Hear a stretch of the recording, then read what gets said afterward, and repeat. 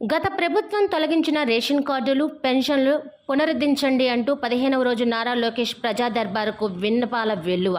గడ్డం గ్యాంగ్పై చర్యలు తీసుకోండి అంటూ కృష్ణా జిల్లా గుడివాడలో గడ్డం గ్యాంగ్ ఆగడాలకు తీవ్రంగా నష్టపోయానని, సదరు గ్యాంగ్పై కఠిన చర్యలు తీసుకొని న్యాయం చేయాలని ముసునూరి హరికృష్ణ మంత్రి లోకేష్ని కలిసి ఫిర్యాదు చేశారు. AP state fibre net limited సంస్థలో ఎంఎస్ఓగా ఆపరేటర్గా పనిచేస్తున్నాను. 2017లో ఏపీ టిట్కో గృహాలకు ఫైబర్ నెట్ ప్రసారాలు అందించాలని అప్పటి ప్రభుత్వం ఆదేశించింది.